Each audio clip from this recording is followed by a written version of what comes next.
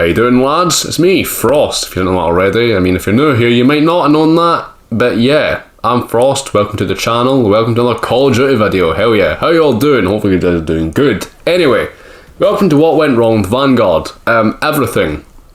I'm kidding, right? Vanguard tried to do some things that, didn't work well, but at least they experimented with it so we don't get it later down the line. This video's purpose is more or less so, what went wrong with Vanguard in an attempt to get, the Call of Duty developers, whether it be Sledgehammer or Treyarch or Infinity Ward or whatever, to not implement these things in a later title, because no one wants them, alright? No one does. These things, are what was wrong with Vanguard as a whole. I'm going to be breaking things down into many different things, so bear with me. And also, everyone's experience will be different, I believe, so if I don't cover something that ruined your experience with Vanguard, let me know. I imagine the things that fucked this game up for me might be different for you. You'll have some things on your list that I won't have, and I'll have some things that you might not have. So yeah. Now the first thing I want to talk about is SBMM, or skill-based matchmaking. Now, if you've been living under a rock, essentially skill-based matchmaking, the easiest way to describe it is if you're a good player, you play with other good players, and if you're not so good, you're up against people with similar skill level, essentially. That is what skill-based matchmaking is. Now, it's been in Call of Duty for quite some time now. Well, at least the last 3 titles it definitely has. In Modern Warfare 2019, it was there, but you really had to dive deep into it to find it. You know what I mean? The game felt fine overall. It was arguably one of the better games I've had over the last couple. But yeah, it was there, but you didn't notice it much until you really looked into it. And then Cold War came along, and that's when I made my video on it. I have made a video on this, I think I said that, did I? I don't know. So I won't go too much into detail about it. But essentially, in Cold War, it was more noticeable, but less so than it was with Vanguard. From my experience, at least, with Vanguard, it seems like every about 6 games, which is about an hour of gameplay, depending on what mode you're playing, it feels like every 6th game, I get into the lobby with the sweatiest motherfucker on the game, right? This motherfucker does not shiver, this motherfucker is a basement dweller, meta guns, everything. They are going for it. Their life depends on getting those kill streaks and stuff. They are dependent on getting the highest scoreboard, sweating their absolute balls off in an attempt to maybe, just maybe, feel good about themselves in their sad, pathetic life of sweating in a video game that's not... It's not even ranked. This is just a public match. It's not ranked. If you're sweating ranked, fair enough, who cares? But a public match, really, that's just sad. It is, right? It's just sad. So yeah, there you go. That's just my experience, but maybe you haven't noticed SBMM. I imagine everyone has noticed it at least once if you played the game. But for me, it's a deal breaker because, with Cold War and Modern Warfare 2019, I tolerated it.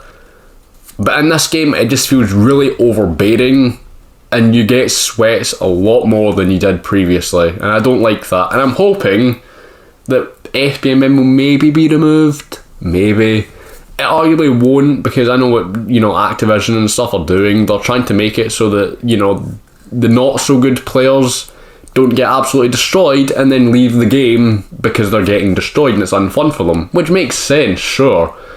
But again, this is not just a one-way street. We don't, the average player, I don't consider myself a pro player, right? I wouldn't even call myself good most of the time. I consider myself the average player, right? But I don't want to play up against the sweatiest human being alive. No one wants that unless it's another sweat, which makes sense. The sweat should play with other sweats, right? That's just how it works. But yeah, enough about that. SBMM really ruined my experience with Vanguard. Another thing that ruined it was the kind of matchmaking and lobbying.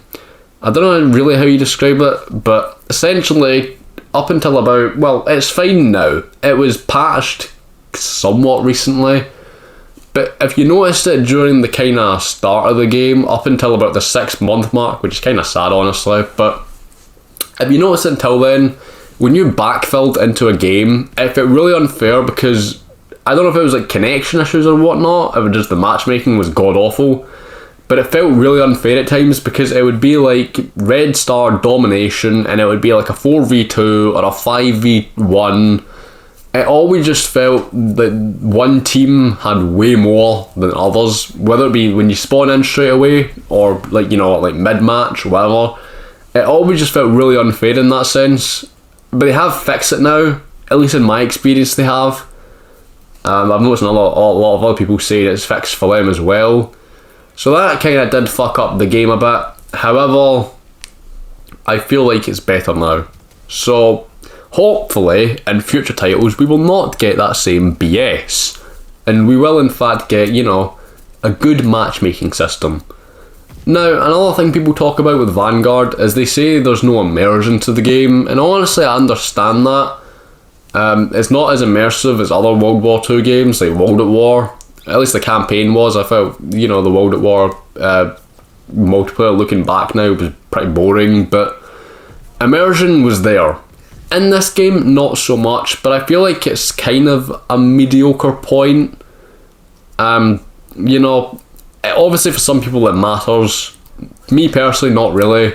If it matters to you, it matters to you, right? Put it that way. I think the immersion isn't the only thing that really matters in a video game, but for some people it's like make or break. So, you know, to each their own, I suppose, to each their own. But yeah, immersion, obviously Modern Warfare 2, the next game, when it comes out in October, I imagine it will be as immersive as the first game. So here's hoping it is like that anyway. If it's not, then don't take up with me, take up with others, right? So yeah, there you go. Those are just some of the things I feel have ruined. Not really. Would you say ruined? I don't know what you'd say, honestly. What went wrong with Vanguard? Pretty much. Those are the things, or the big things at least I can think of, that really kind of fucked the game up and put it off of what it could have been. Now, I think with the setting, it was always going to be a bit lackluster compared to other games, because at least in recent times, the kind of World War II era games, they're not as popular as they are modern shooters. And so, yeah, it's just, you weren't going to get, like, you know, the numbers that Modern Warfare 2019 were going to get, obviously, because, you know, what's the point of going for, you know, staying in current time and then going back in time and basically just kind of, yeah, confusing, put it that way. But the setting as well, I feel like, would you say ruined it? I don't know. But I feel like the setting is what went wrong, because no one really asked for another World War II game. We had World at War, and World at War was really good. And then we had World War II, and World War II was decent in my opinion. And then we have this, and I'm going to say this personally, right? I don't despise Vanguard. I know a lot of people do, and as I said, to each their own. If you despise Vanguard, fair enough, that's your opinion. I don't hate the game, but I don't love the game either. I think it's going to be one of those games you look back on about 10 years and go, oh yeah, that exists. I feel like that's my experience with Vanguard. It could have been something, but just wasn't. That's basically my opinion, but as I said, some people do hate the game. Some people just didn't buy it, some people stopped playing it. All of which are understandable points. I mean, the game isn't exactly great. I find it fun in small bursts, especially when I'm with my friends. Sorry, I don't know why I stuttered there. When I'm with my friends, it's, you know, better. Yes, I have friends, by the way, I know, shocking. When I'm with my friends, it's a better experience because it takes, you know, bits off you don't look for more gameplay bits, you just look to have fun. And I think when you look at it like that, Vanguard is decent, but it's not great. I don't think it ever will be great. It's just very mediocre in my opinion, lackluster. But yeah, there you go. Those are, as I said, these are just a small number of things I'm going to go with what went wrong. If you have your own list, or you want to add to a point I've made, or you want to call me wrong, or whatever the hell you guys want to do, let me know, right? In the comments or my Discord server, because, you know, link in the description to that. But yeah, there you go. In my opinion, these are what went wrong with Vanguard. Now, it's a small list, I know. There's probably way more things I could have listed, but to be honest, I might be here for about like 9 hours. So, I decided to go with what I felt ruined it for me. Our experience will be different. Maybe you don't notice skill-based matchmaking, or you didn't notice the lobbying kind of thing. And if you didn't, lucky you. But, yeah, there you go. I've been your boy Frost.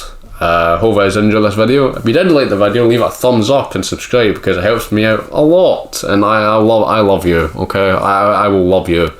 And that's a solemn swear. But anyway, yeah, I've been your boy Frost. Hope you guys did enjoy this video. See you guys next time. Peace.